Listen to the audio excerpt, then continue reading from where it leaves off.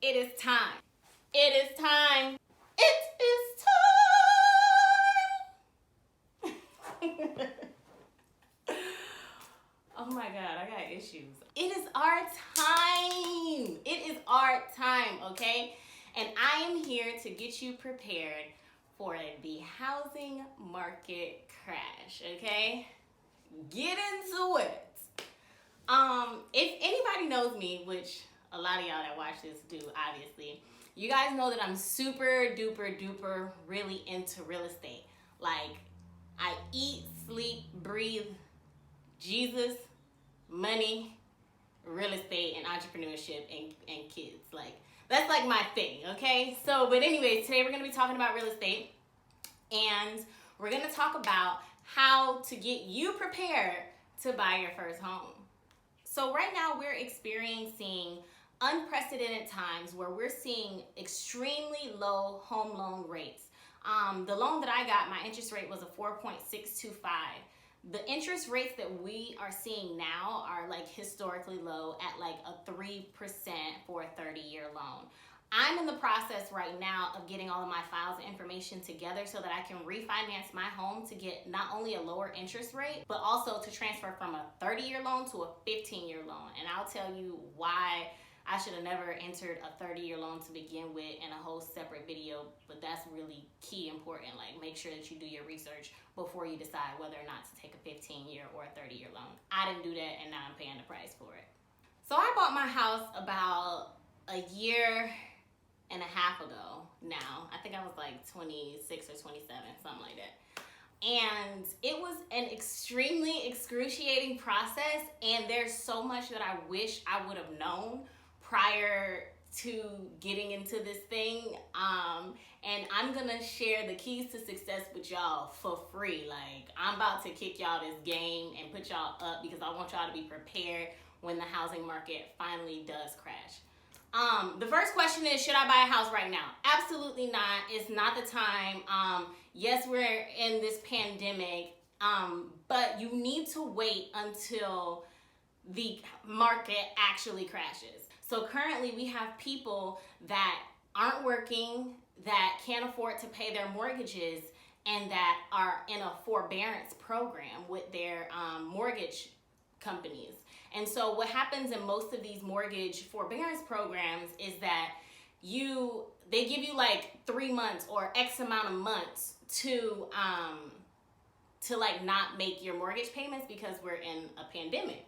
But at the end of that, there is a balloon, okay? Which means that you have to pay all of that money as soon as the world comes back to normal, and that's when the market is really gonna crash, because average mortgage is about $2,500 a month, give or take, if you don't live in LA or New York. So my mortgage is like $2,400 a month. I got a really good interest rate. So imagine 2,400 times 4 or 5. Like, a lot of people are not gonna be able to come up with $10,000 to pay their mortgage, because it's just not gonna happen.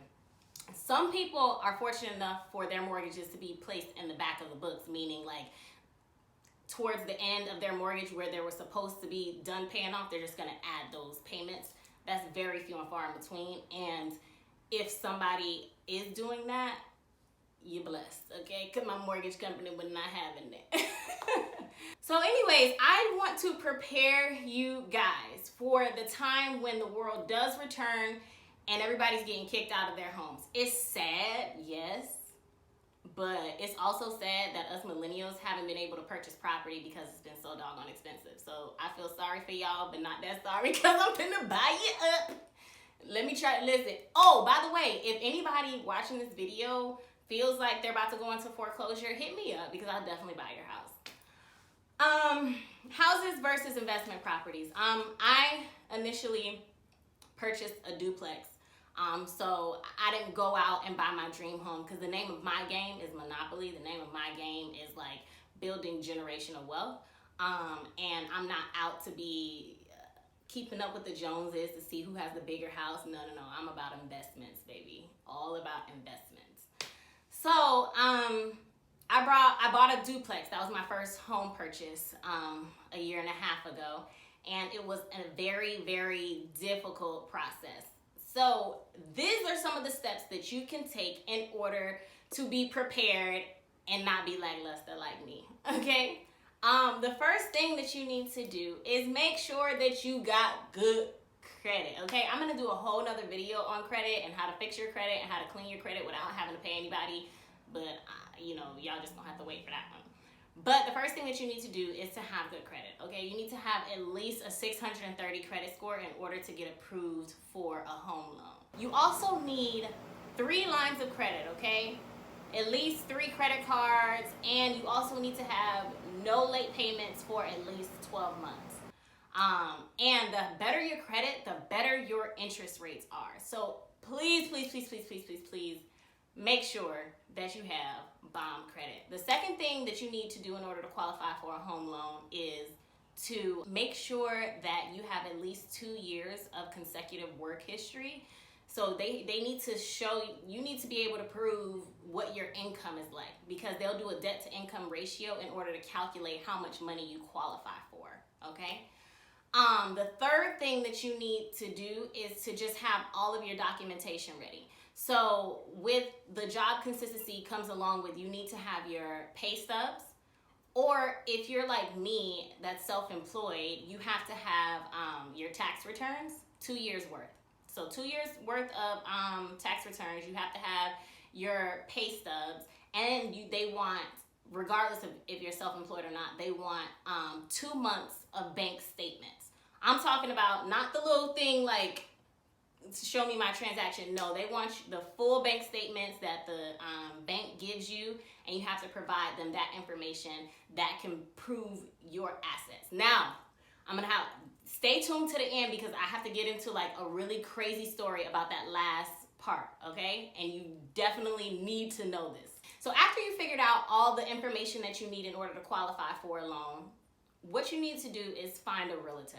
I have a homegirl, her name is Janae Thomas. Shout out to Janae, she's based out of Orlando, Florida. She's a realtor. I'm a big believer in putting money in my friends' pockets. So go to somebody that you know locally that does real estate. You have to support your local friend. After you find a local realtor, they're gonna provide you access to their MLS, which can show you listings of everything that comes out, right? So what I do when looking for a house is I look to see what the values are. So I'll go to whatever city you're in, you go to the property website, you see what the value of the house is, or what the house has been appraised at and what years, and then you compare that to the asking price that they want. I use that as a negotiating tool, and really this only works in areas that's not Los Angeles, California, because in LA, like, you can charge anything that you want for a house and people gonna pay for it, because real estate is just that expensive out there. I bought my property in Florida, so I did pay the asking price, but that's because that was the exact value of the home. Cool. And my property value went up 40 bands, but that's another story. So once I make sure that I'm not being overcharged for the house, and I decide that I want to put an offer in, I contact my, so you also need a loan officer as well. So you have to find a local loan officer, and you can shop around for this because they come at different prices. Make sure that you negotiate a good price with them. 9 times out of 10, your realtor is going to refer you to a loan officer that they like working with, that they know will fight tooth and nail for you in order to get you approved for whatever property. So once you get approved for a certain loan amount, that shows you what range you're in order to find a house. So if you get approved for $200,000 or $250,000 or $300,000, then you look for houses in that price range. And then you go through the steps that I told you to. Make sure that you go look at these houses. Like, don't just put an offer on it because you've seen it online. Like, look at the neighborhoods, look at the ratings for the schools. All of these things matter when it comes to investing into property and into real estate, okay? Me, my first property, I knew that I was gonna have tenants, and I knew I didn't wanna have to deal with the ghetto. I mean, I'm just gonna keep it a buck with you. I don't have time to deal with like a particular type of people, because I am so far in California. I need people that's reliable. I need people that's gonna pay their rent on time. And so this is the area that I shopped around, I knew that this was the type of clientele that I was going to attract. So there's several loan types that you can apply for. One of the loan types is a USDA loan. Now this loan it pretty much offers discounts, and it is an enticement to get people that live in like the city to come move to this rural area. You're gonna be living in Timbuktu. It's real cheap though, like to the point where like sometimes they even pay you to move out there as long as you stay there for like 2 years. They pretty much give you a home for like $1,000. Like there's some places in Detroit that's like that. There's some places that's just in like rural areas where, you know, they try to give you all type of enticements to move to their city. But you're gonna be living in the middle of nowhere with nothing to do, child. So, but if you like it, I love it. Another loan type is the VA loan. Now, if you're a veteran, they have extremely great rates and discounts for people that served for our country. I don't know too much about that. I'm not a veteran myself, so I would suggest that you look into it. But I do know that it is a great tool, and it's a beneficial program for those who have served. Another loan type is the one that I applied for, which is the FHA loan. And so the FHA loan is for first-time homeowners, and they require you to put down anywhere from 3 to 5%. I put down 3%, and so I think I spent a total of maybe like $17,000, and that's including like closing costs and everything that went along with it. So it was like, I really ain't put no money down, really and truly.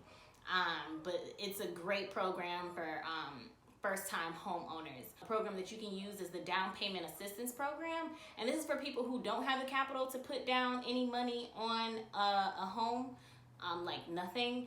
But they charge you high interest rates. So it's like taking out a loan for a loan, if that makes any sense. And that loan, the down payment loan, has like high interest rates. I wouldn't suggest it. You just be better off like saving your money. Listen, I did a whole video, honey, on how to get out of debt. So you need to go do those steps, save your money so that you can then come and, you know, purchase a home and don't be stressed out and tied down with all these crazy interest rates and juggling multiple loans. Also, one of the requirements for the FHA loan is that you have to live in that home for at least 1 year. That's one of the requirements. It's a contract that you sign. You have to live in that house for 1 year. If you're caught not living in the house for a year, the mortgage company can send you a letter and you have to pay off the entire home within 30 days. Otherwise, they can take your house and you lose your money. The last loan, or a loan type that you can apply for, is just a regular home loan. And this home loan is generally the ones that investors get, because, and these interest rates are anywhere from 10 to 20% down. Like that's the down payment, is like from 10 to 20%. And this applies to additional homes that's outside of the home that you live in. So this is like investment properties and stuff. You would have to put, and the standard is really like 20% down on investment properties. So just keep that in mind. Another thing that you guys should take into consideration is single family homes versus like condos and townhouses and things of that nature. So most single family homes, they don't come with HOAs. HOAs is the homeowner association fee. And so these associations charge you buku money per month, which I think is ridiculous. So you're gonna charge me to live in this little play community? Stop playing with me. Like, this is the money that people collect to like cut the grass or do the maintenance on the pool and stuff like that. And so each home that's in a part of the HOA probably pays anywhere from $1 to, I've seen them as high as $700 a month in addition to your mortgage, okay? So, and if you don't pay these fees for the condos and the townhomes and the things of that nature, they can foreclose on your house faster than the banks who you actually have a mortgage from can. So I would be very cautious when purchasing a townhome or a condo. I'm sticking to single families. I'm sticking to duplex, quads, apartment buildings. Like, I'll buy a whole building before I buy like a condo or something like that. Just know that you're gonna have extra fees for the rest of your life. Even if you pay off your mortgage, you still gonna have that homeowners association fee. And I just don't rock like that, because I feel like a slave to the man, and I don't like feeling like a slave. I like paying my debts and being done with them. Guys, make sure that you have cake, okay? You need to have paper for days because this is not a cheap process. So buying a house is way more than just putting down a 3% down payment. You have closing costs. You have to get a title loan. You have to pay to get your property appraised. You have to pay for an inspection of the home to make sure that there's nothing wrong with the electrical. There's nothing wrong with the piping and the plumbing. Like, this stuff really, really, really adds up. Like, you have to pay a title company, like, to make sure that you have a clean title. And that there's no liens on the property, because God forbid you buy a house that comes with a bunch of liens on it and now you inherited it somebody else's debt. Like, that's crazy. So make sure that you have money saved up, because this stuff gets very, very, very expensive really quickly. Another thing is that if you're investing like how I'm investing and you're inheriting tenants, because I inherited a tenant, make sure that depending on the timing that you get your month's worth of rent, because I almost forgot that. Like, I closed like on the second day of January, and by the way, my closing process was less than 30 days. I think I closed in like 20 days. But you can close sooner than that or later, just depending on, but on average, it's about a 30-day process. But yeah, so I closed on January 2nd, and they almost got the kid. You feel me? They almost got me, because I was supposed to get that rent money from the first, and they didn't remember, and I had to remind them, like, oh, yo, this just happened. Like, where my rent money at? And so they had to then go back in and update it. So when you get, like, your loan officer is going to give you a breakdown of all the money that you've spent, like, or all the money that you have to spend, and it's going to, like, literally be an itemized list of everything. And so just make sure that you go through it with a fine-tooth comb, because, honey, some of these people is slick. Some of these people you would already have paid. So there was a time that I already had paid for a service, and then I got charged for the service again and the breakdown fee. And I'm like, oh no, but I paid out of pocket for that already. So make sure that you comb through this itemized list to make sure that you're not getting charged twice, and make sure that you're getting all of the money that you're supposed to be getting if you're inheriting tenants. That's just my little 2 cents, my little FYI. That's my little pizzazz sprinkle of free game right there for you. Another thing that I wish somebody would have told me prior to this whole process is to not make large deposits into my bank account while I am in the process of getting a loan, okay? So during this time when I applied for my loan, like, I was getting money, y'all. I ain't even trying to, like, brag or nothing, but I was getting money, okay? Like, I was getting like $5,000, $10,000 a week, and so through my business. So I'm depositing these large checks into my account, and my loan officer is like, whoa, whoa, whoa, whoa, whoa, like, where is this money coming from? So everything absolutely always has to be accounted for. So every check that I got deposited into my account, I had to go back to that person and have them to write me a certified letter stating what they were paying me for, when it was, and getting all that other kind of stuff. Also, if you're like asking somebody to borrow money so that you can get enough money to qualify for the home or whatever, they have to send you a gift letter in addition to that, like a whole gift letter, like, I so-and-so am giving this gift of $20,000 to X, Y, and Z. You have to go through the hassle of getting these letters stating where this money is coming from. Well, I hope this video has been extremely informative to you guys. Make sure that you like and subscribe. I mean, better, like, that's the least you can do, because I really just gave y'all, like, really the keys. Really, I gave you the keys to be successful. So, like, I mean, it costs you nothing to like and subscribe. I'm kidding, not really. Please like and subscribe. And I'll see you next week.